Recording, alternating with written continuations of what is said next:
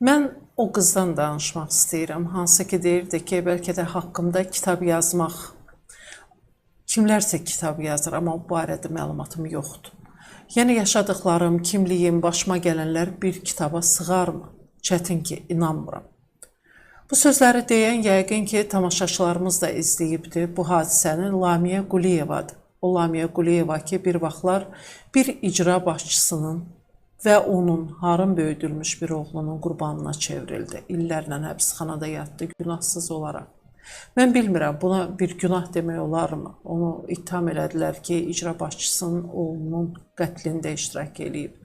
Və öz cəzasını çəkəndən sonra hətta onun cəza müddətini uzadılması üçün həmin o icra başçısı öz kanalları vasitəsilə hüquq mühafizə orqanlarına təsir göstərdi və onu daha 5 il müddətinə azadlıqdan məhrum edilməsi barədə qərar çıxarıldı. Bilirsinizmi, o qədər acınacaqlı bir şeydir ki. Və Lamiyə Quliyeva həm də cəmiyyət üçün bir nümunə göstərdi. Yəni, cəmiyyətin hansı problemlərlə üstləşdiyini göstərdi. Və istər-istəməz insanlar sual verirdi ki, yəni bizdə necə ola bilər ki, bu məsələlərdə hüquq mühafizə orqanları həmin dövrdə yəni bu dərəcədə aydın deyildi ki, məsələn, ola bilməz ki, məhkəmə hər zaman yanlış qərar versin. Yəqin ki, burada bir günah var, yəqin ki, bir qəbahəti var. Yəni, inam tamamilə itməmişdi nə ədliyyə sisteminə, nə hüquq mühafizə sisteminə. İstər-istəməz bu suallar yaranırdı. Və çox maraqlıdır. Mən bu günlərdə oxudum, maraqlı bir məlumat aldım Lamiyə Quliyeva ilə bağlı.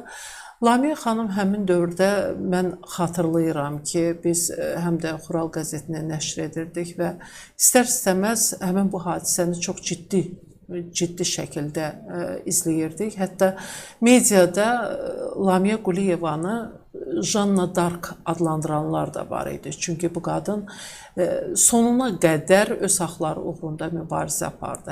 Hətta bilirsiniz nə baş verdi? Onun deməli cəza çəkmə müəssisəsində olduğu müddətdə övladı dünyaya gəldi və istər-istəməz suallar yarandı ki, necə? Yəni, nigahdan kənar bir övlad dünyaya gətirmək, penitensiar sistemdə bu cür deməli hallara yol verilməsi necə baş verdi bu hadisə və həqiqətən də medianın qələbəsi adlandırmaq olar Lamiyə Quliyevanın həbsdən azad olunması məhkəmənin hökmü ilə. Çox maraqlı hadisələr gəldi həmin dövrdə Lamiyənin başına və istər-istəməz həqiqətən də hər bir insan özünü onun yerinə qoymağa çalışırdı ki, bilirsiniz nə gördü? Cəmiyyət ümumiyyətlə özünün oyuncağı çevrilməyinin əleyhinədir hər bir halda. Onu dərk etdiyi zaman o mübarizəyə qalxır. Bir icra başçısı Aslan Aslanov, bilməm, xatırlayırsınız yoxsa yox, həmin dövrdə Şəmkir rayonunun icra başçısı idi və onun oğlu bizim eşitdiyimizə, yəni mətbuatın əldə etdiyi məlumatlara görə vurmadığı, sındırmadığı baş qalmamışdı. Və həmin dövrdə Lamiyənin həyatını qaraltmışdı. Mən yenə deyirəm ki, həmin məsələlərin detallarına qədər cəmiyyətə açıqlanmadığı üçün bir çox hallarda da biz bu məsələlərə yanaşanda düşünürük ki, istər-istəməz haqsız olan adam bu qədər mübarizə aparmaz, bilirsiniz. Mübarizəni o kəslər aparır ki, haqlıdır, özlərini haqlı bilirlər. Və Lamiyə də sanki həmin o mühitin içərisində mübarizəsini apardı və sona kimi apardı və sonda da həm cəmiyyətin, həm medianın, həm də özünün qələbəsini qeyd etdi. Və bu günlərdə Avropa İnsan Haqları Məhkəməsi Qobustan həbsxanasının məhbusu Vüqar Əliyevin şikayətini təmin edib, bu barədə məhkəmənin saytında bildirilir. Vüqar Əliyev də Lamiyə Quliyevanın nişanlısı idi həmin dövrdə. Təsəvvür edin, iki insanın taleyini bir icra başçısının düzgün tərbiyə almayan oğlu nə cür vəziyyətə gətirdi, çıxartdı. Həm öz taleyini söndürdü, həm də özündən də əlavə 2 nəfərin taleyini söndürdü.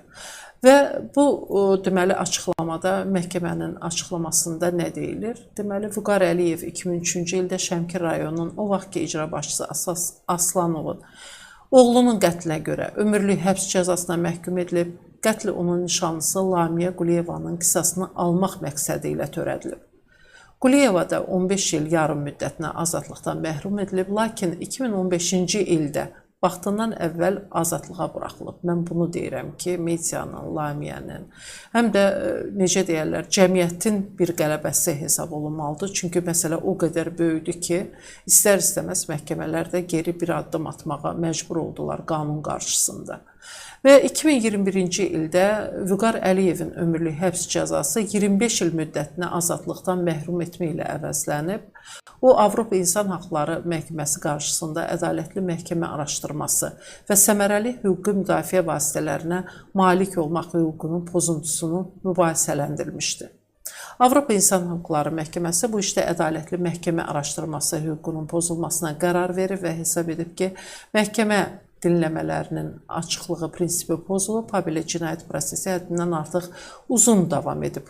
Bilirsiniz, bilmirdilər hansı qərarı çıxarsınlar həmin dövrdə. Bir tərəfdə özünə Allah sayan bir icra başçısı, digər tərəfdə də ona tabi olan hüquq mühafizə orqanları. Belə idi vəziyyət, bu cür idi vəziyyət. Və qərara əsasən ərizəçiliyə ümumilikdə 5500 avro kompensasiya ödənilməlidir.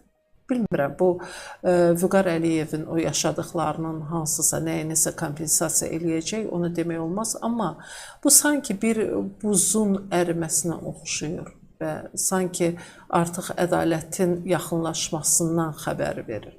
Hər bir halda, yenə deyirəm, bizdə də bir el misalı var ki, öləndə deyil, öldürəndədir günah, öldürəndə deyil, öləndədir günah. Və istər-istəməz həqiqətən də bu məsələnin üzərində bir dəfə deyil, bir neçə dəfə düşünməyə dəyər.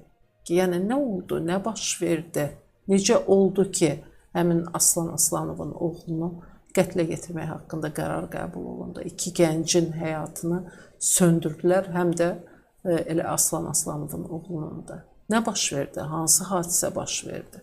Bilirsiniz, bir cəmiyyətdə ədalətli, necə deyərlər, qərarlar qəbul olunsa, qanunlar ali olsa, ümumiyyətlə, belə məsələlərdə məhkəmələr həqiqətən də ədalətli, ədalət prinsipinə söykənən prosesi aparsalar, o zaman cəmiyyət də nəyin nə olduğunu çox gözəl bilər. Bizdə indi hazırda o vəziyyətə gəlib çatıbdır ki, bir çox məsələlər danışanda deyəndə ki, məsələn, bu məsələdə haqsız tərəf budur, haqlı tərəf budur, cəmiyyət öz qərarını verir. Cəmiyyətin düşünmə və görmə bucağı fərqlidir. Nə deməyindən asılı olmayaraq, hüquq mühafizə sistemi, ədliyyə sistemi, nə deməyindən asılı olmayaraq, hansı qərar çıxarmaqla asılı olmayaraq, İnsanların arasında cəmiyyətin özünün bir haqq tərəzisi var və o tərəziyə qoyub, müzakirə edib məsələləri bir çox hallarda düşünürlər ki, onların dediyi haqdır. Yəni, ədaləti artıq qanunlarda axtarmırlar və bu doğrudan da həqiqətən də düşündürücü bir məsələdir. Və digər tərəfdən bu məlumatı oxuyanda istər-istəməz adam düşünür ki, doğrudan da bəlkə bu məsələyə yenidən baxılmalıdır. Bir gəncə, sən icra başçısının oğlunu öldürdün, nə üçün öldürdün, necə öldürdün? Yəni, burada elə məsələlər var ki, yaşadığı dövr var, yenidən baxılır məsələyə, yenidən müəyyən yüngülləşdirici qərarlar çıxarılır, yüngülləşdirici, ağırlaşdırıcı deyil. Və hansısa məmurun sifarişi ilə, hansısa məmurun gücü ilə, kimlərsə həbs olunubsa və illər uzunu bu adam yəqin ki, artıq, necə deyərlər, çəkə biləcəyi cəzanı çəkib. Lamiyə Quliyeva artıq bir neçə ildir ki, azadlıqdadır, övladını böyüdür və istər-istəməz fikirləşirsən ki, bu hadisənin ən böyük qurbanı da Vüqar Əliyevdir. Ən azından bu məsələyə yenidən baxılsa həqiqətən də yaxşı olar. Yəni, ən azından neçə ildən sonra ədalət, haqq öz yerinə tapar. Yəni, cəmiyyəti də əsas düşündürən məsələlərdən biri budur.